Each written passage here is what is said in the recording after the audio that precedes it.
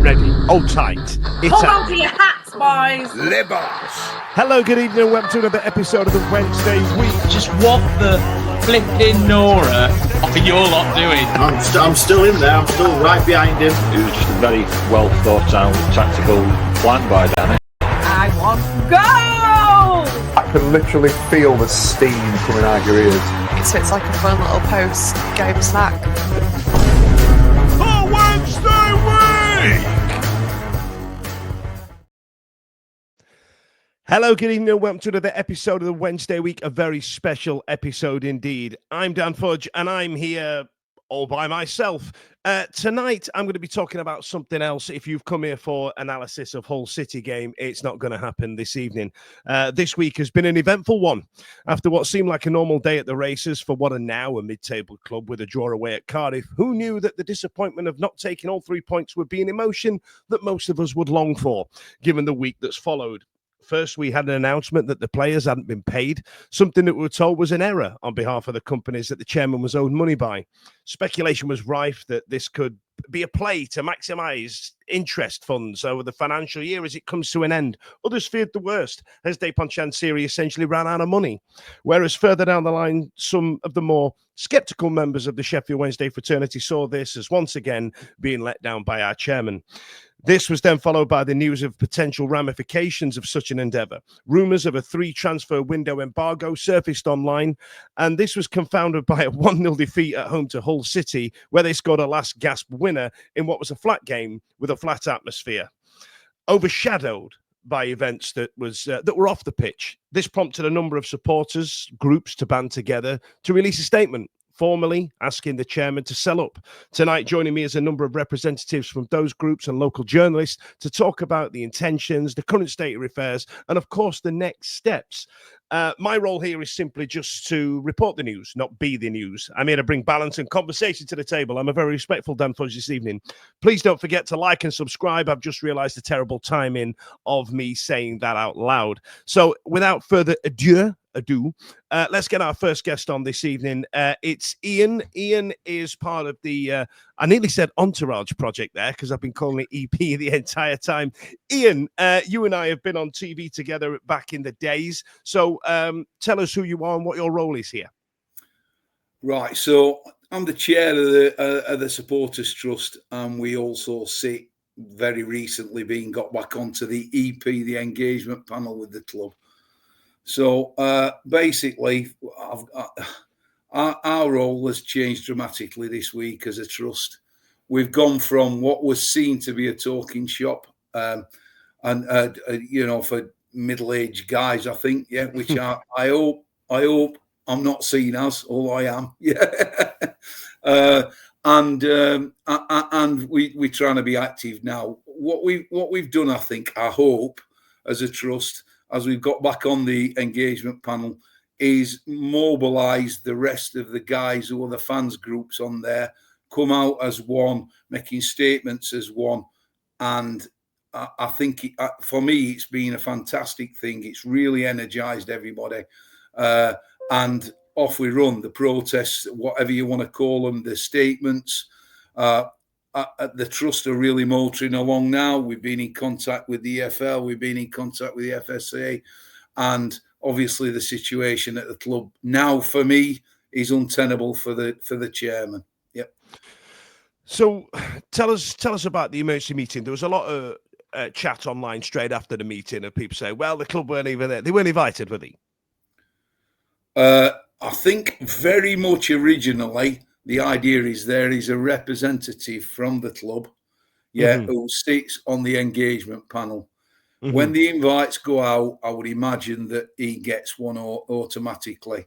I would think that he turned it down fairly early, so he were never going to be there. That's how it panned out anyway, yeah. So we got everybody else there, I think. Yeah, 14, I think there was there eventually. I think unprecedented is the word. That many people all singing from the same song sheet. That's not too bad. So in terms of the statement that went out. I've got a copy of it here. Everybody put out the same statement. So it said, "I'll smash through it in my best showbiz voice. In light of recent announcements regarding delayed payments to Sheffield Wednesday staff and players, want to inform our members that an emergency meeting of the SWFC Supporters Engagement Panel was held last night. This unprecedented gathering brought together major supporters groups to discuss a unified approach to the situation. Together, we have submitted formal correspondence to the club's chairman.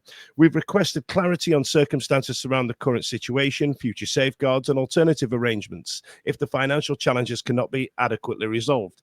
We have also requested a meeting with senior club representatives at the earliest convenience."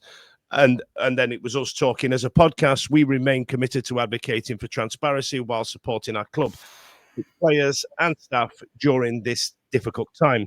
We stand in solidarity with all those affected by this situation. At this time, we call for unity and respect among all supporters. While concerns are valid, divisions within our fan base will only weaken our collective voice. We're all Wednesday. Fairly powerful statement if you read between the lines, and it's kind of asking for a response. How do you feel it went down? In the end, as the stronger statements came out, I think Dan, it very well. I think it was an absolute achievement to get that from all the people there. I'm hoping it's my charm and charisma that did it, but I don't think it was. Yeah, but I was really surprised at the positivity that came from that meeting and the way that everybody wanted to put something out as a joint statement. I think that was received fairly well. I don't think it was as strong as it should have been, but then you've got to satisfy 14 different people to get anything out at that time were fabulous. And I thought it showed a unity that we've never seen ever before. Appreciate it. Well, I tell you what, so personally speaking for yourself, you personally, what was the straw that broke the camel's back to get you, to make you go, where were you on the DC out spectrum, as it were? Like some people have just stepped foot onto it. Some people have been in there for years. Some people have been in there a couple of years, that type of thing. So what was it for you? What was the big red flag for you? For me, it's never been personal with the chairman. Never been personal at all. It's been the way the club's been run, and obviously he's at the helm of that. I think there's several factors that could be took into account. I think he's been badly advised in the past. I don't think the people around him are strong enough. I think there's the language barrier and the cultural barrier and the way that businesses run in different countries. In the end, I think because of all the, I'm going to call them shenanigans, but all the things that have gone off at the club, it's just built up to a point where I personally, again, want to emphasise I ain't got anything personal, but I thought his tenure was untenable. That's it. Yeah. And obviously the players not getting paid, and more importantly, in my opinion, the staff not getting paid, although they did at the end of the week. As you and me know, we pay his mortgage every week. Yeah. Every month, sorry. If those guys haven't got money in the bank when the mortgage comes out, what happens? People live to the means, and they're not on a king's ransom when they work in there. I think that for me was a tipping point as well. Absolutely. So where do we go from here now then? So let's say the club don't get in touch. Do you think they will? And what if they don't? I genuinely don't. I think I made this point on Radio Sheffield early in the week. The sound of silence seems to be what comes out of the ground at the Hillsborough. I think they're in the staff are in an untenable position. The guys who are his right hand men are getting so much garbage that it's untrue. And although no particular love for them, I think it's awful that they've got to put up with that and they've been left and hung out to dry. Don't think the club will get in touch. I think the next moves for us are, as I alluded to earlier, we're talking to the EFL, we're talking to FSA, and all the governing bodies. Obviously, we're getting the MPs on board. The letters have gone out. We're talking to everybody. We're trying to pull as one with fan groups and trying to see where we go. Obviously, you'll have heard, and we all hear rumours. There's people in the background. We've got people saying that there's the possibility of the takeover. We've all had whispers. The way I understand it, there's several people around, but there has been no bid for the club yet. That's what I understand. And I think that's the official line. Yeah. Yeah. I think Mr. Chansiri has changed his tone slightly, and I really do think he wants out now. Yeah. And is it surprising, basically? I mean, the guy's thrown an obscene amount of money at it. It's just gone wrong, hasn't it? And people forget that. Now we're all turning. I said Messiah to Pariah the other day. I think if we'd have gone up in 2016 or 2017, it'd have been the Messiah, right? He threw his money at it. It's all gone wrong. The sale of the ground, the lack of infrastructure, the lack of everything else, we can all get into that. And that all built up to the point where basically, personally, I'd had enough to your answer to your question. Fair enough. It looks like you're looking at bigger things. So finally from yourself then, Ian, does Chansiri have a redemption arc? Does he have a way back with anybody, or are you kind of just like, it is what it is now? I think that the statement, it is what it is, I think it's over, and it has been for a while. I think now, I just don't think there's any way back. We've given him the hand of friendship. We've tried to talk to him. We've offered him help. We've asked him for a business plan, 6 months, 12 months, 2 years, 3 years. How's he going to structure it? How's he going to fund it? Please be open with him. He doesn't have to give us any financial information as long as there's a plan there he can work to. It's not come out. We've asked him if he wants us to write a plan. I don't know if you're aware, but there's lots of really intelligent people, unlike me, on the trust. Yeah. There's lots of people with irrelevant qualifications. There's lots of people who know football inside out. We've got contacts everywhere. And I think they should have been utilised, to be honest, instead of him getting, and he has been, I think, took advantage of by other people. We're all Wednesday fans. We can all hope in his own way. Yeah, there'll be stupid comments made. Yeah, but there's so many people that could have helped him. The hand was held out to him. He didn't take it. I think that's another nail in his coffin, if you like. Yep. Fair enough. Ian, it's been an absolute pleasure. Thank you so much for joining us this evening, and I wish you all the best going forward, sir.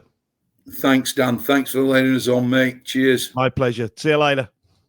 So there you have it. That was Ian, the chairman of the EP. We've had a few comments coming in. We've had what's this shit? Where's everybody else? That's a great start.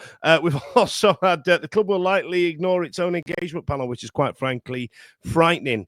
And Jay Bloggs has gone with a fool and his money are easily parted. So next up, we're going to get a different side of it, and he's joining us all the way from another continent and or country. It's Joe. I don't need to introduce you, Joe, do I? But maybe you should, because it's a bit weird otherwise. So Joe, tell us about yourself.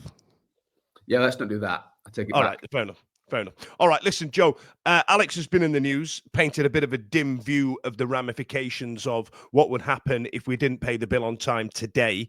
What was your first thoughts about it? Because did you feel like it was a power play? Did you feel like he didn't feel like it didn't really matter? Did you feel like it was an oversight? You know, where do you sit on that?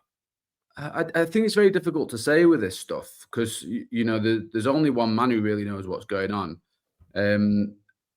We've seen situations before where people, it's been spoken about money that's owed, and if it doesn't happen, X will happen, and then it was paid. So I think originally that was how we all expected to go. But I'll be honest, as the days went by and we got closer and closer to Monday, I started to worry that it was a genuine, there was an actual problem, and I don't think I was the only one in that sense. There was a growing concern that Wednesday might end up in this three window transfer ban.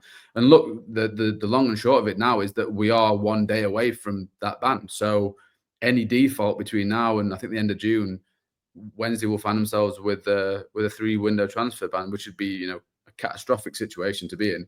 But Wednesday have been left with absolutely no wiggle room whatsoever. No, not at all. Now you've become a very popular guest on our show here. We've got the man, the myth, the legend. Women love him, men want to be him. Viva Joe Crann. And then we've also had Joe had a glow up since he moved away. I think you'll find Joe's been glowing up for a couple of years now. You know what I mean? It's not good for my self-esteem to share this screen with you. Do you feel there's actually a desire to sell from DC now? Ian touched upon it just prior there. It's really, really, and this is not me sitting on the fence with it, because it does, and this is just, I suppose, the way I feel about it. It does feel like something is a little bit different now to how it's been in the past. That's just, like I say, that the feeling that I get about it all. The chairman will never say that he's going to sell. You know, I think that we've seen that every time he's been asked. Alex, he'll get lowball. It'll be business suicide, right? To say, hey, I want shutter this. You know what I mean? Yeah. So I mean, look, he spoke in the interview that Alex did with him about, you know, if someone came in with mega bucks, then it'd be something that he considered. But I think as in everything in business, everything is always for sale at the right price. And I think if the person wants to come in and say, we'll give you what you want, it might happen. But whether that is even on the cards or not, I don't know. Look, there is interest. Everyone knows there is interest in Sheffield Wednesday. There is always going to be interest in Sheffield Wednesday because, you know, as has been rightly pointed out, they are one of the last, and I hate the sort of cliche, cheesy term, sleeping giants, but they are one of the last that is available, if that makes sense. So I think Wednesday are always going to be of interest in that sense. But we are in a situation where we've no idea what it would take in order for that to be accepted, in order for it to even be entertained, really. And I think, you know, it's been really interesting for me, and it's been great to see the coming together of everybody, of the fans, and, you know, this enough is enough idea, or I suppose campaign that started now, and seeing everybody on the same page. It's just a really, and I think Ian was saying it there, it does feel like we've had that straw that's broken the camel's back from a fan perspective now, and I'm not sure there's any coming back from this one. It was fairly aggressive in a very diplomatic way, the statement. Do you feel it should have happened a while ago, or do you feel like this was the one, this was the flashpoint, the non-payment of wages? Because we had the HMRC nonsense, we've had relegation, we've had losses to the Blades. You know what I mean? Like, there just seems to be something different. There seems to be something palpable about this time round, about this unrest. Yeah, and I'm not sure what it is. I don't know what is. I mean, well, I know what it is that's happened. Yeah. But like, I don't know what it is that's made it feel different this time. But I think it's easy to say it should have been done earlier, because, you know, everyone will always say, oh, well, why didn't we do something before? But I think that's looking at it wrong, because what we need to do is focus on the positives that have come on the back of this, and seeing the togetherness and the unity that's been formed on the back of it, and hopefully some good can come from it. You know, I think it's a long road. You know, all of this is going to be a long road. We don't know what's going to happen next. We don't know where this road sort of takes us. But there is absolutely no way that a united Sheffield Wednesday fan base is worse than one that isn't united. So I think that, yeah, it's easy to say, yes, we should have done this before, and fans should have done this before. But, you know, everyone's involved. It's a lot of putting together. It's a lot of people involved, and getting that many people on the same page is hard. Yeah, you're putting your days out with your mates at jeopardy. You're putting your seat you've had for 20 years at jeopardy. Your away days. You're putting that under some kind of scrutiny, and what you're asking, what you're trying to get people to do. You know, you have the 1867 group trying to get people mobilized. It was a big fight, and I respect him in a way to try that fight, to give that a go. It's a lot of work. And I think what I've realized is, putting this show together tonight, talking to some of the guys from the EP and things like that, we're just fans. We don't really have a dog in the fight, in any clout, really. You know what I mean? So let's make a bigger monster altogether rather than lots of little monsters. Does that make sense? Yeah, absolutely, because it's the only way you're going to get anywhere. I mean, look, no one's to say that you will get anywhere. We don't know what's going to happen next, but you are definitely better as a big beast rather than a few little ones. And I think that, you know, what's going to be fascinating now is to see how this plays out now the wages have been paid, because you know, obviously I wasn't there, unfortunately, but like there did feel like a sense of apathy at Hillsborough the other day. There wasn't the anger, the toxicity that a lot of people expected. And And I think that is ultimately, it shows the difference between real life and the internet. I think that's one thing that it does point out. But I do think the other thing that's going to be, like I say, going to be fascinating now is to see how this develops, because it's now been paid. So the problem goes away, and if the immediate problem down the road a little bit, doesn't it? Yeah, kicked you down the road is exactly what it is. So to see whether the desire to keep pushing is still there is going to be really, really interesting for me. And Wednesday are they're in a dangerous position now, because you've got 3 months effectively to make sure there's nothing going wrong. And look, we all know that 3 months is a very short period of time in Sheffield Wednesday. Yes, it is. Yes, it is. Now, as today, Southampton have dismissed Ivan Juric. I can't let you on without asking you about it. I'm sorry, Joe.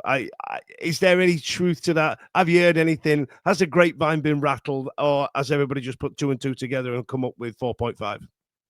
Yeah, I think I'm no businessman. The idea that if what you're talking about is the fact that effectively Danny Will going to Southampton has funded Sheffield Wednesday paying the wages, the idea that would be that quick is mind-boggling. Look, obviously the Danny Will rumours are going nowhere. The fact that they have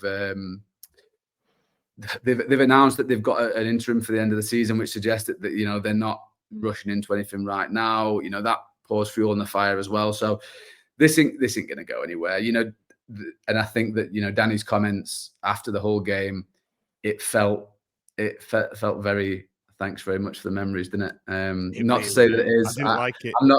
I'm not going to sit here and say that I know that this is or isn't happening. I have nothing concrete saying that Danny Will is gone, that he's going. I'd say, Joe, if we run the internet right now, I'd be scrolling the comments to you saying that, of people going, "Why do you report some bloody news? What's the matter here?" Yeah, and then you coming back with, "If there's news to report, I'll report it." Cheers. You know what I mean? At least you know how it works, mate. You've seen it. You've seen it enough time. I've got it saved on my notes. Just copy and paste it in. Just copy and paste. I've got a couple more for you. Look, you've had bits and pieces with the chairman, and do you feel like the constant abuse he gets from all sorts of different directions? Like, we've had a comment from our John who goes on the show saying the back and forth on LinkedIn shows how unprofessional and farcical the situation's become. He gets absolute pelters from all sorts of different directions. Do you feel that that's, given the type of personality that this man is, do you feel like that's had a negative impact rather than the desired one? Because he's a little bit less fiery.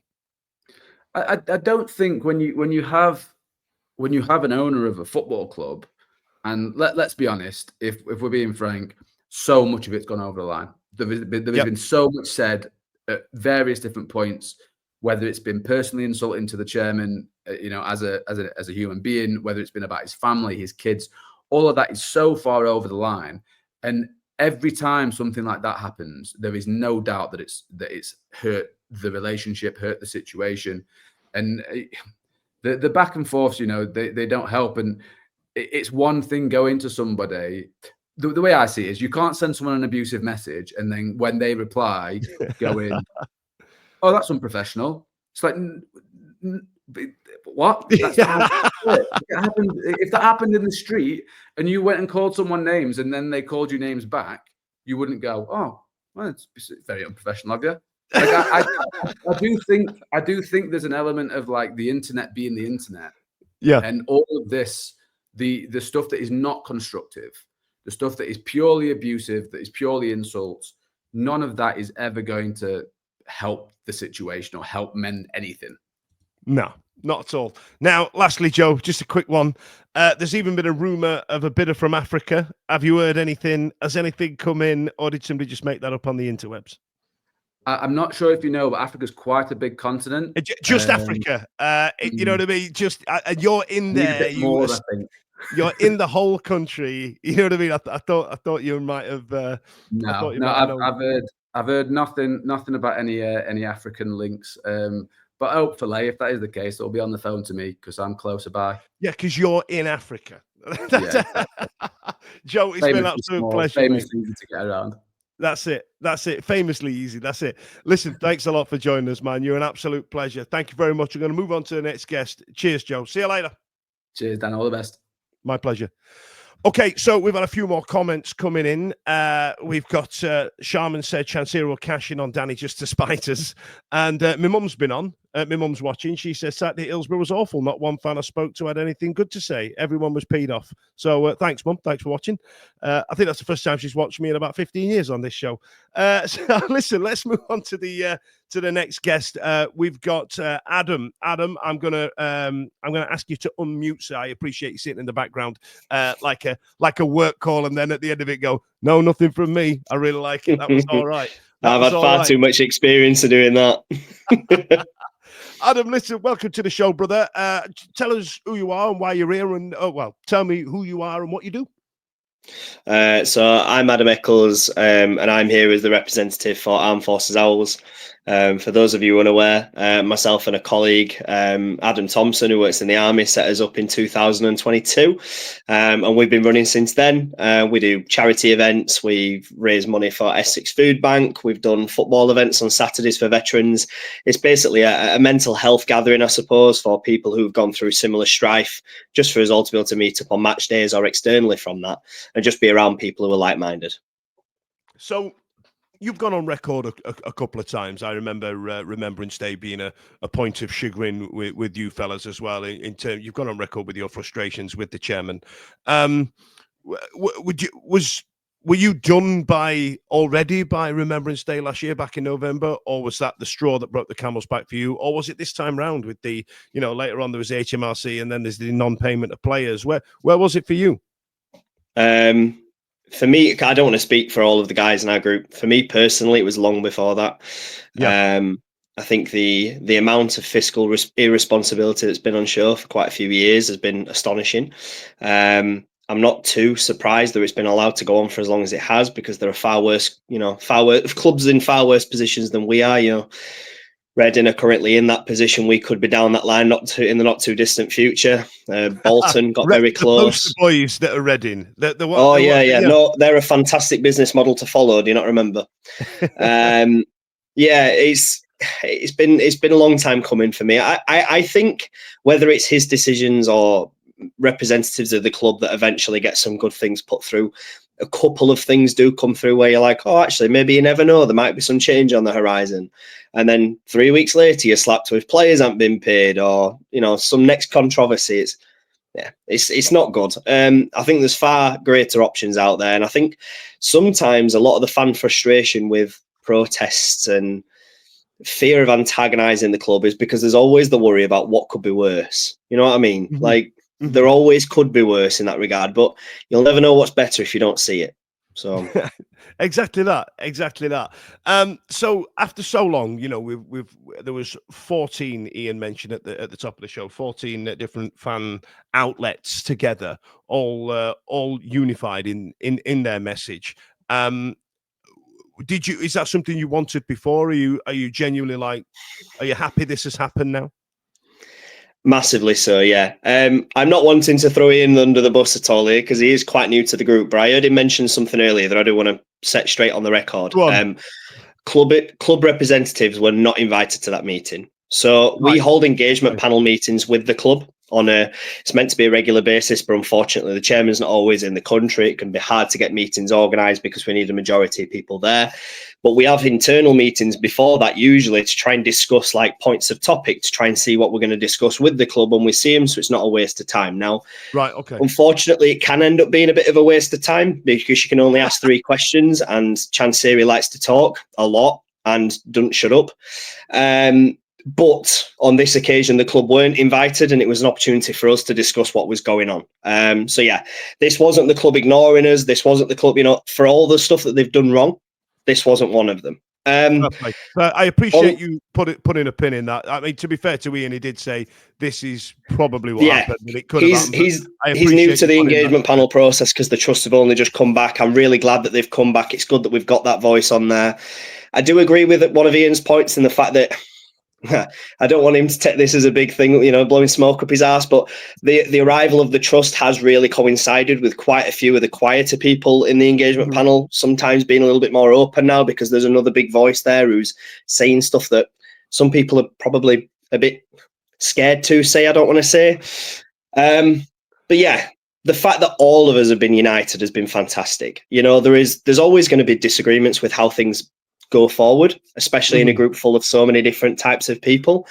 But there's been a small group of us for a long time who've, I don't want to say been agitators in the group, but we've always been asking that extra question that I think the arrival of the trust has brought out. And there are now really good feelings, really good vibes in the group. I know that sounds really tragic, really good vibes, but genuinely, like, it's hard to be positive in a time like this, but I think a lot of us now are. That not that we see a light at the end of the tunnel, because we're far from that, but the fact that we are now all standing shoulder to shoulder, we all want the same thing. I think even the people who were a bit on the fence, not liking Chancery by any means, but concerned about the possibility of what was, could be worse, like I said. But the women's group, North Yorkshire Owls, one of your own colleagues, we really have now. Everyone stood up and gone, this is enough. Yeah. So yeah, I'm excited to see what we can do. That's that's great news. Because I wanted to do this show because I know it's difficult to try. Look, the 7 of us that do this podcast, and we all have varying different ages, different experiences, and different views on where we sit and who we are and what we believe in and what we don't and what's important to us and what's not. You have a whole supporters group behind you. I've got 6 other people that, you know what I mean? Did you have much grumbling in the ranks of trying to get this together, or was there a palpable difference for you to go, actually, it seems like we're all in the same sort of space right now? Not to throw my own guys under the bus, but sometimes I think it's probably a good thing that I'm the representative when I talk, because some of them are still quite military mentality, and the fact that they will speak first, think of consequence later. Yeah, I think I'm quite tepid compared to some of them. Let me make a note of that, Adam. Army fella might be a bit gobby up front. Yeah, I'll remember that moving forward. Yeah. No, but the military does teach you to be strong-headed. It teaches you to think for yourself in a lot of ways, and quite a lot of people have been fed up of it for a long time. But there's always been that element of, like I said, a bit of a fear of what could be worse. But I think, like I said, now everyone in the group. So the moment it came up, the trust we're in. This is what we're thinking of doing. I sent it to the lads in the group chat. What do you want us to do? Is every single person who replied, yeah, absolutely, let's get it moving. And like I said, the big thing for me was the support from the other groups. We've been Chancery out for a while, I will admit, but the other groups, like I said, the women's group were massive for it. They wrote the statement. North Yorkshire Owls are really big for it. Your colleague Ash, he was absolutely in for it. It's brilliant. It's got such a good feeling about it. And I genuinely think if there is ever a time that we could get something to change, it's now. And all I'd say is the fans that are in the background, the fans that see stuff going on, I can understand your frustrations with what's gone on for the EP for a while, because I've not been able to make as many meetings as I probably should, because I've been away with the military. I've been in transition into Civvy Street with jobs. It's been quite difficult. And I promise you, we've tried a lot of stuff that really hasn't worked out, but winds are changing. All right. We are trying. I tell you what, I can see there's genuine passion there, Adam. And look, I tell you what, because we're short of time, what I'll do, let's you and I have a proper chat in the summer. Let's do an Armed Forces Owls special. Let's have a proper chat, find out where we are as a club, and what the plans are for the coming year and all the rest of it. What do you say? Yeah, I'm absolutely down for that, mate. I think your podcast is doing a great job. Appreciate it, Adam. It's been a pleasure. Thanks a lot, mate. See you later. Cheers, man. Cheers, boss. Okay, so it's that time where I normally say something cutting about people trying to sell you some things. Brace yourself. Some people are gonna try and sell you some things. Given the serious nature of what I've tried to achieve this evening, I really wish I'd changed that tonight. That's really, put a cat quite amongst the pigeons. Listen, big thanks so far to Joe, Adam, and Ian from the EP. But we're going to go in a different direction. Bless her, she's been waiting backstage an entire evening. We've had her on the podcast a couple of times before. It's Bethany. Bethany, are you all right? How you been? I'm good. That advert breaks really tickled me, so I'm trying not to get the giggles before I talk about I really wish I'd changed it just to something that said adverts. But even then, I'd have found that really funny. So, Bethany, tell us. I want you to put a different hat on at this moment in time. I want you to put your WSG hat on and give us a brief intro. And do you know what? No, I'm not going to give you a brief intro because I feel like we know all about what the work you're doing because you shout about it so well. You know what I mean? I feel like you do such a great job. So what I don't want to do is have you, it's some middle-aged man way demand going, what the bloody hell do you do? You're up there with all the rest of them. You're at the table. Let's talk about the hard things. What about that, Bethany? So being one of the new kids on the block in terms of fan group, did you expect to be part of anything like this when you started? Yes and no, and I think an answer to a lot of these questions for us is yes and no. The supporters group obviously founded with a kind of core message and mission statement to improve support and communities and safety for women in football, but we have an understanding of how those issues intersect with things like good fan governance, good sustainability, clubs that have enough money, clubs that are happy. I mean, quite explicitly, we've seen links between things like bad results and bad things happening for Sheffield Wednesday and increases in reports and behaviour like that.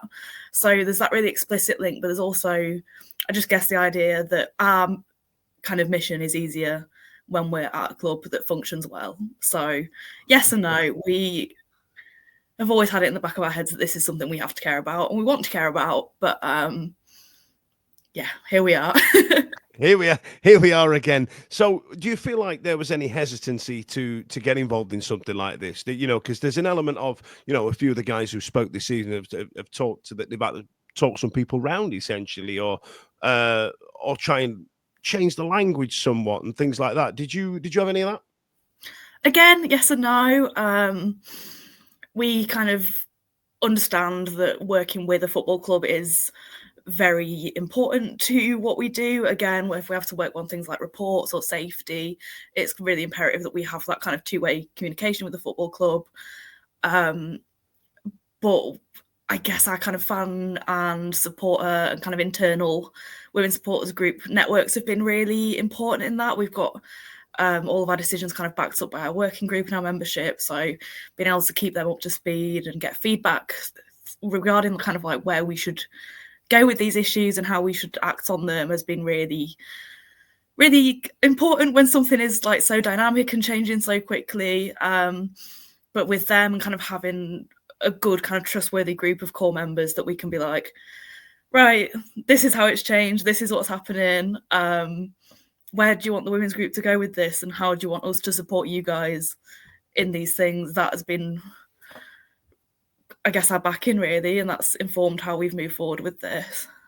Fair enough. So did you personally feel like you had to concede a lot? Because like trying to manage a group of people that are giving up their time for free, I find a nightmare. I've been doing this podcast for 15 years now. And you kind of want to go, hey, in future, guys, can we do this? When really you want to say, just do it because I said it. You know what I mean? But obviously, it's a different environment being in a collective, right? Mm-hmm. So did you feel you had to concede a lot of values or anything like that, or did you feel that everybody was aligned in the same way? Not particularly. If anything, we would kind of trying to be like, no, let's keep this the diplomatic route. It's been really important to us throughout this that we want to keep this as kind of diplomatic and professional, I guess, from our side as possible. Mm-hmm. And kind of navigate in a way that we want to. I think that can be quite frustrating. I totally understand the optics of it when these things develop really quickly and therefore people, I guess, expect really quick responses. But I think we've kind of done it the best way we can of staying measured, kind of just being like, let's make sure we can think about this. I think before we speak. I tell you what, measured and balanced is two words that I never want to hear again in my goddamn life. It's all I keep saying, especially when everybody wants to scream and shout. And I want to go, let's be angry at the right things. But some people are too far past that now. They want to absolutely kick off on all sorts. But I feel that measured and balanced is what has been achieved with the message that came out. So I tell you what. Sorry, a bit of windy pops. My apologies. The club the club have done a lot for your organisation. They've done a lot for a few organisations. Now, we spoke to Adam there from the Armed Forces Isle and stuff like that. Did you feel like this kind of was it a difficult place to navigate? Because there are some wonderful people at that club. Like, so for example, Ash is halfway through his project on the Wednesday week Easter egg drop. Something he did last year. It was hyper successful, and he's doing it this year. And I tell you what, giving Ash a load of chocolate like that, I find dangerous. But he seems to do it. He seems to really enjoy it. I don't know what it is, but there were some great people at that club. And did you feel like it's a bit of a minefield to try and navigate that, where you're kind of trying to say, "Hey, it's not you, it's him," or do you understand the question there? No, absolutely, yeah. No, I totally get it, and I think it has been difficult to navigate at times. Obviously, when we have to work closely with people and do have really good working relationships with people at the club, it is quite hard to sometimes be like, no, I'm on about the guy behind you, not you. But we're grateful for that support. Again, I think we can navigate in a way where we can still be nice to these guys and say what we want. We were founded as, and will remain forever, an independent organisation from the club, and it's important to us that we have that distance as an independent supporters group in instances like this, so we can have that kind of critical distance and we can say things like this when we need to. It's just most important to this, obviously, because we care about the people at the club and we have good working relationships with them. That makes it all the more important to be civil, respectful, level-headed where possible, because that's our style. That's how I'd want an issue to be brought to me. So that's exactly how I wanted this show to come across, and that's how I always want this show to come across: balanced, measured, respectful, and listen to everybody's point of view and listen to their own stories. It's I don't work for anybody. You know what I mean? Well, I do, but that job's crap. But listen, so these sort of statements here. So I'm gonna put a comment on screen now, Beth, that says it's interesting to hear everyone's opinions from the various groups and see their passion and togetherness. It's a refreshing, and that comes from Mad Ward, and he's a Larry sod in our comments when he gets when he gets going. So is that it for you guys, or do you feel like things could change under DC's stewardship, as it were? I mean, we may remain committed to this stance that we've taken now. I don't think the payment of the wages, kind of changes that. It's becoming a pattern, and it's quite a worrying one. We're still in a very kind of precarious situation given the June 30th deadline, and if anything happens again, then we're staring back down the barrel of the gun of another 3-window embargo. I think it's been made kind of abundantly clear in the last 6 months to a year that there is no sustainability here, and it's just going to keep coming around quicker every time. So moribund. I think the term is moribund. I was looking up that word. So so finally for you then, Beth, I pretty much feel like I know the answer to this, but is he off the hook with you now he's paid up? No, I think I've probably answered that in the last question, but no. I think it's important now that we keep the pressure on in the right way and continue working together, because it has made me quite emotional at times over the last few days to have everyone kind of pushing in the same direction. Isn't it? Yeah, it's fantastic. I mean, I'm talking to people that I've not really previously spoken to. It's really easy in an environment that I've got myself in to just try and keep this tight, neat little circle who tell me nice things. You know what I mean? That go, hey, I don't think you're as much of a gobby prick as what you thought. Oh, cheers, pal. You can be my friend now online. You know what I mean? There's an element of that, especially when you're in Twitter as well, because you hear that phrase where you go, I've seen loads of tweets of people saying they're never gonna Hillsborough again. It could have been 4, but it's 4 within the last minute that you've scrolled. So you go, well, that must be gospel then. That must be exactly what it is. I tell you what, let's have a look at some comments, shall we, Beth? We've got Gary's been on. Dan, I'm very surprised TalkSport haven't discussed this Ray Yom hates Simon Jordan yet. They haven't, actually. They've not brought that up. Simon Jordan going wibble, wobble, wibbly in Video's position. Someone does need to speak about that on a bigger scale. John Wakefield has gone with, I hope tonight helps to show the people that have been critical of the EP over the years that there are lots of good people giving up their time just trying to make measured decisions. John, I love that. I kind of want to put that on a t-shirt. That's absolutely stunning. But that's the message, Beth, right? Yeah, exactly. I think it hasn't always functioned optimally for various reasons. Optimal but if it takes unfortunately, I guess, a pretty dour situation like this to make it function, I'm just glad it's happened because we're a stronger club. Yeah, we are. Yeah, we are. I'm going to read these to you and then I'll let you go, Beth. So we've got Rachel Bond. She said, love it, Beth. A couple of kisses there for you. Izzy Nick's been on, who I was on the beers with at Cardiff. And she said, fully behind everything you've said, Beth. Listen, I will see you another time on this show with a different hat on where you can come in and be a gobby cow on the internet. What about that? It's a deal. Let's do it. All right, Bethany. Thanks a lot. See you later. Thanks for having me. Bye. Cheers. Bye. Right then, so I've got one more guest who's been on the show before, and he operates a medium similar to this. And well, I'll let him tell you all about it. It's Terry Hibbard. How's it going, Terry? You all right? I'm good, buddy. How are you? Yeah, not so bad, not so bad. I'm just looking through some of these comments, and it's been really cool. So, for example, here we've got Adam's been on. He says, to be fair, he's got all the fan base in all agreement for the first time. That's the best thing that Chancery's actually achieved, isn't it? Yeah, it's a fair point. But and then Neon Brown's been on, and he said it's a great point that when people find unison like this, they're all doing it for no. It really shows the strength of the both feeling and the determination. And Beth's getting some more love from Sharman there as well. Terry, welcome back, brother. Are you all right? We've got the glorious position of nobody waiting in line behind us, so we can natter away till 9 o'clock. So sound.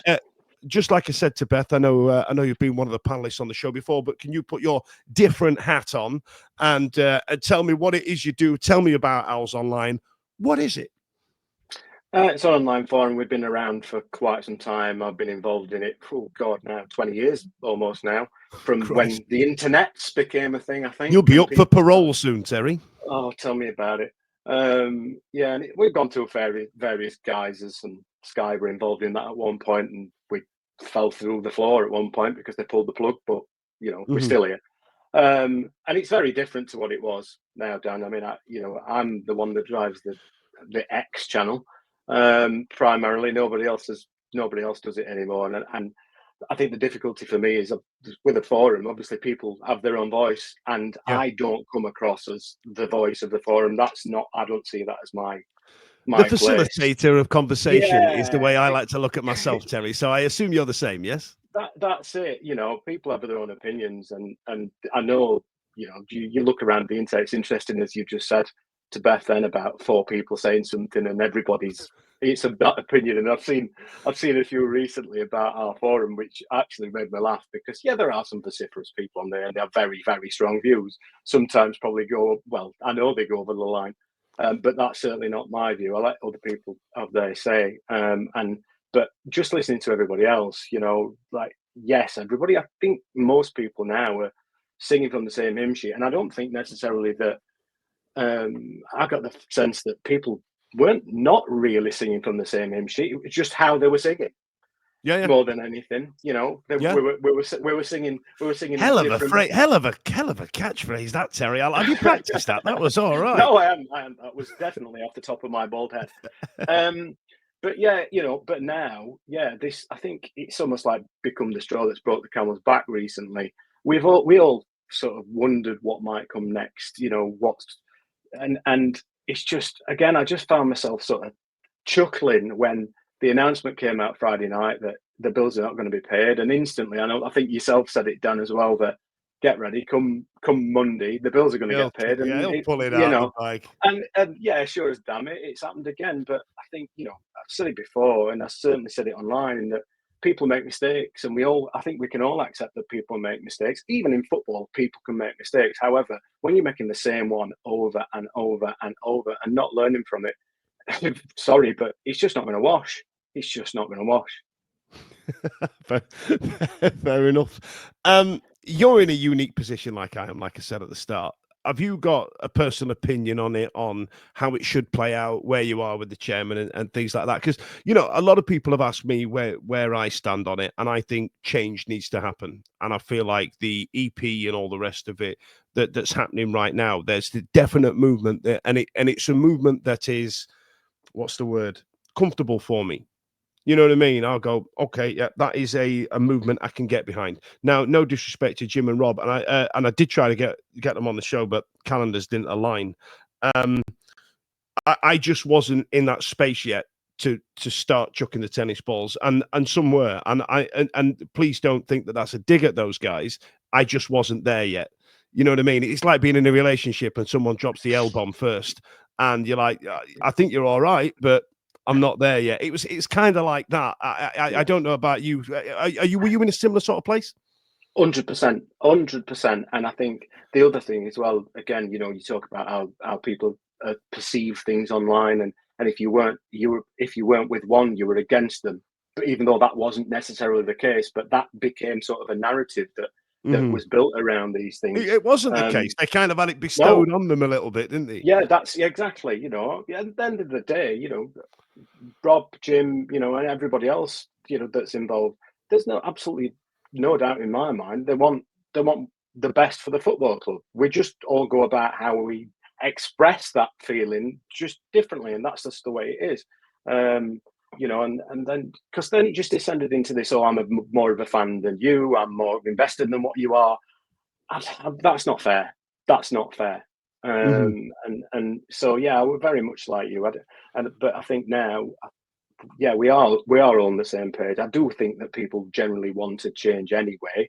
But again, as you've mentioned to previous guests, that it was about people worrying about what could it be worse, what comes next. There was no plan going forward, etc. And people were sort of, they were almost like a subplot around that, as beyond the worries about what comes next.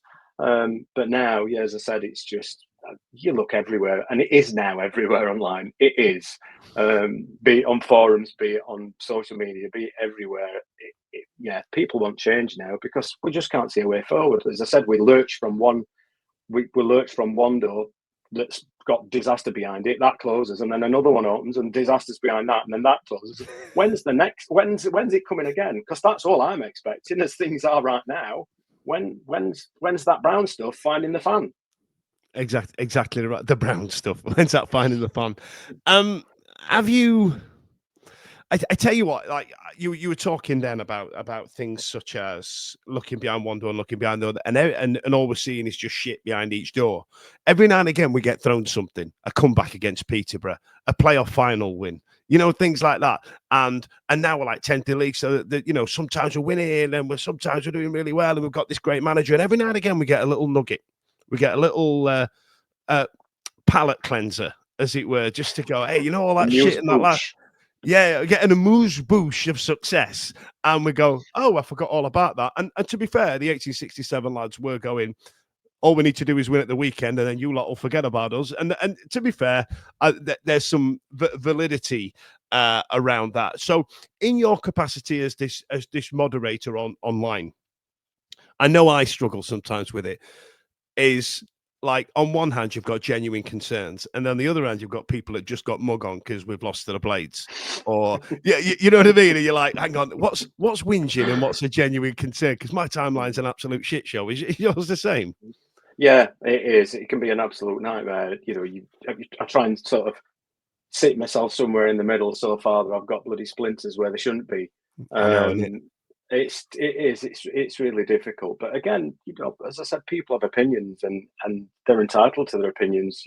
Whether they pay to watch an iFollow, whether they pay to go in the ground, or whether they're not going to go until the chairman changes, or whatever the circumstances, we're all Sheffield Wednesday fans, and we all have a voice. And I think within reason, everybody has a right to be heard.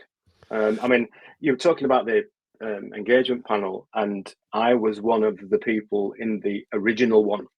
And I must admit, I'm now on the outside. I've not been involved for a long time, but from just looking at the conversation, like earlier on when you were talking to Adam and how things have gone on with them, it feels very different to what it was when it first started.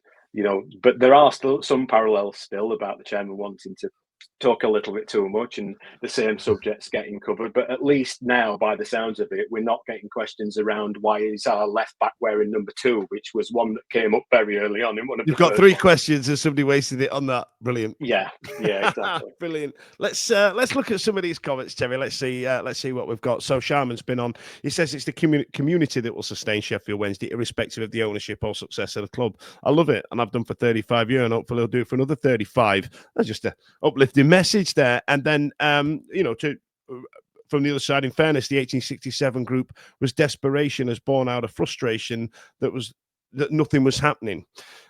Now it is no more 1867. Yes, there was vitriol in both camps. Hopefully everyone is now unified, which is a massive credit to the supporters group. And this is groundbreaking, I think. I've not seen anything like this before, where all the supporters groups have got together and fair play to those people in there and come up with a statement all together. I think it's genuinely really, really impressive. And there was one here from Mad Ward that said, tonight's show's definitely opened my eyes regarding the EP, and it's given me a glimmer of hope that after all this shit us fans have put through over recent times, which is great, right? This is positive news. I'm kind of like, I'm excited to see where it goes. I'm excited to see what the outcomes are and things like that. But I did have a question I was gonna ask you, because you'll give it to me straight, Terry, right? I'll try. Go on. Are you buying this shit that he's waiting on money from somebody else to pay? You know what I mean? Are you buying that? Like, he's owed an invoice. Come on, man. I know. The thing is, right, I don't get conflicted around it, because, like, knowing, and I'm not, this is not ITK around the club. I'm talking like people in the who I know work in the Far East, and there's talk around banking systems shutting and that sort of thing. I'm not saying that's an excuse. It's absolutely not an excuse, because, again, I go back to the point I made earlier about this is like the third time or something we've not paid the players' wages. Yes, once is a mistake, twice, well, sorry, that's not good enough, and third is purely ridiculous. You make a again, you can sort of forgive once, but you can't forgive more than that. You make a contingency. So it's not like he didn't know that this is a possibility. So you try and put things in place to mitigate it happening again. But as I said, we've not done it once more, we've done it twice more. And, I still don't think that his intentions are bad. Regardless of how things look, I don't think his intentions are bad. But the fact of the matter is, we're just, as I said, rolling from one mess to another. So it's just wearing very thin, like my hairline. Yeah, I've got a guy in Turkey sort you right out, Tex. But yeah, he's right. I mean, Helga McGurgles, somebody took really well. I told Sheffield Council I got cash flow problems because Big Dave owes me 500 quid. Still locked me up when I didn't pay my council tax. Yeah, but there's an element of that, and so. You're right. I don't believe that he's waiting for somebody to pay him, especially the amount of money that it is. I mean, come on, man. But I'm trying to work out the mindset, because this is where I was trying to get into, right? Is it an element of you don't give a shit? You don't think it's important? These multi-million pound footballers, they can wait a bloody week for the money. Was it a genuine? Because it was this time of the year when he did it prior, I think, what was it, 21, 22? Was it a ploy to get a bit more interest at the financial year, leave it in the account for a bit longer, something like that? Some financial guy can put a comment on that for me. Or do you just don't think, or do you reckon it was a power play? Oh, God, that's a question and a half. I mean, as I said, I don't think it's something that he does deliver. I don't think it's. Or is he just fucking stupid, Terry? Is he just? I mean, like, if you look at the way that things have been sort of laid out, he talks about other businesses and stuff, isn't it? And regardless of whether he's got millions or whether he's got 5 pence, he's an investor, and he certainly invests more than I do. But he's saying he's relying on other money from somewhere else. That's fine. If you're talking about investing in other things and you're shifting your money from one place to another, but this is not something that you can. It's not. I'm sorry, but it's not a plaything, and it's become almost like a plaything. It's like he's pushed. I'm going to skip a go this time. I've landed on do not pass go until next turn around. That's not what Sheffield Wednesday is. That's not what football is. And I don't think, despite everything and him being around for 10 years, I still don't think he gets football. That's what I think it comes down to. But he does keep constantly referencing his advisors, and I would question whether they know football as well. You know what I mean? I'm going to go to our last few comments here. John's put an absolute corker in, saying, "Rumor has it he loves the Grand National, need the cash spare for, but luckily for the players on his each way he came in." That I completely fumbled my words on that one, but that's why he didn't pay the players. He had a bet on. And Jake's gone, stupid, maybe harsh. Does he understand that after 10 years, this isn't the way to go about things? Exactly. Absolutely not. But there was one thing that Ash said on this show, I want to say about 3 years ago or something like that. He went, you know, when Moira Stewart's on the telly telling you to get your tax returns in, he said, you're going to keep that in the bank, aren't you? As long as you humanly can, just to pay it right at the last minute. And is there an element of just being a belligerent knobhead with it a little bit? You know what I mean? Just to go like, that's all due. I'll pay it when I need to. But why? I don't understand why you would create all this circus that's happened this week. I don't understand why you would do that willingly. I can't understand it. So I tell you what. Let's. I'm going to give you one more question, but it's time to cover your ears, ladies and gents, because tonight has been one big one. But let's finish some last one because I want some input from you guys out there in Hot Topic.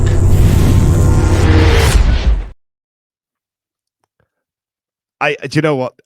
The hot topic here, I just want to spend 5 minutes on it, Terry. So I'm going to make you 5 minutes on this, and it's the future of our manager, Danny Roll. So get involved in the comments. Tell us, do you think he's going to see the season out, or do you think that's him kind of on the way? Is that you? What? No, he's there behind me. Oh, it's the saddest photo in town. There he is. Look. Yeah, you commented on it. You like that picture? Yeah, I did like that one. At the end of the game, there was a very forlorn Danny Roll walking around the pitch, and he's, as Joe mentioned earlier on, his comments seemed a little bit finite. I remember I did quite a. I thought I'd go fishing on the internet, not like me, and I said. The amount of times a manager has been accused of walking because of DC, loads. The amount of managers that have actually walked because of DC, none. And I might have to go back and delete some tweets if he doesn't see the season out, Terry. So you guys out there in the comments, does he stay? Does he go? Does he see the season out? Where do you sit on that, Tegs? I think we'll see the season out. I think the comments on Saturday have made me think more than ever that he won't be here beyond the summer. Now, whether it's Southampton, whether it's Leicester, whether it's somewhere else, his comments were, he seemed quite forlorn. There is, there's a lot to be said, that can be said, around people walking across the pitch, etc., and all that. We've had it before with loan players, and even Shea Charles, at the end of his loan, and he's not sticking around. Do you want to get that, Terry? Do you want to? It's all right, my other half. I'll get it. Well, tell it to me the bloody hell up. We're on the radio. I know. I mean, what's that about? I've got a house phone. That's weird. I was going to say, is that what that was? That's what that was. Yeah. Now, listen, kids, if you are listening, that we used to have a house phone and we used to put it in the middle of the house. So if you were having a private conversation, you had to stand in the hallway and talk to your girlfriend when you were 14. Awful business. Well, I mean, I did turn 50 recently, so I suppose I should have one. But no, I mean, like, as I said, we can read things into body language and that, and we do. And as I mentioned, Shea Charles's loan, and he's definitely off, and that sort of stuff. And then it didn't happen, and what have you. And I know there were more to that, but again, it's not the only time that we've seen people do something and think that something's going to happen, and then it doesn't transpire to be that way. But I do think he'll be gone in the summer. I just can't see it. I mean, I think around the Southampton stuff, they were all really bitter taste around how it came about. Again, you talk about communication with the chairman. Maybe there was a language barrier, and I think I said that on here before. That there's potential of that. However, he just looked so forlorn on Saturday and so beat, and it seemed more than just losing in the last minute. We've lost games before under him. I mean, God, we certainly lost plenty at home this season that we should have won. But I don't know. It just felt different. It genuinely felt different on Saturday. It really did. Now, going through the comments on this hot topic, Terry, your landline phone is getting a bit of an air in here now. Yeah. So Blair's gone, he's at a landline. Neon Brown has gone, I think he'll see the season out because he's an honourable guy, but his body language was unequivocally done, which I agree with the photo you've got as your backdrop now. Ash is manning our social, says, answer it, Terry, it's Chansiri. And then John's got his Terry Manning club call. That's gone in. Charlotte said may not be directly because of DC, but the lack of infrastructure, payments, etc., means it's kind of indirect. I'd say it was more direct than indirect, but I get what you mean. Danny Roll will go at the end of the season anyway. Let him go now and start prepping for next season. I think a lot of people are talking about that in the same vein as what they're talking about our goalkeeping situation right now. Bethany says big man needs a word. He's everybody thinks Chansiri is now ringing you up and threatening you now. Yeah. Jay Blog said he's probably gone in the summer, but who in the right mind is going to come back and work for this numpty? And then Slappy's gone, who's that bloody calling at this time? I mean, it's 9 o'clock at night. Who's this? I know. Who's this? It's ridiculous, isn't it? Jake says he'll see the season out, but much in the same way you can see in most people's faces on here tonight. He's completely fed up with what's going on at the club and talking about the same situations time and time again. He just wants to manage a football team, which is absolutely spot on. And comment of the night for me is lucky the landline didn't cut Terry's internet off, which enjoyed that. That's good. That's good, John. Like that. Leon Brown's gone, sorry, Terry, pocket dial. So there we are. So listen, tonight has been absolutely outstanding. I genuinely can't thank our speakers tonight. They spoke very well about their cause, and I want to do this again. We will get together in the summer and we will talk about it more. Who knows, we might have some more people talking about Sheffield Wednesday. Terry, stay on the line. Listen, you lot, thanks a lot. Don't forget to press like and subscribe. I'm going to go and get a glass of water while Simon reads out the social medias to you. See you later. Every week, live from 8 p.m. It's the Wednesday week, bringing you football analysis. He came in, I think he scored a goal. Bringing you banter. Yeah. Bringing you responsible life hacks. Met you wonderful souls at 10 a.m. for some shots. The Wednesday week. 1, 2, 3, 4 live. Available on all social medias. Obviously, this goes out on YouTube and as well as all the other social media out there for podcasts, etc. The Wednesday Week 24-25 season. Join us. Put on your podcast.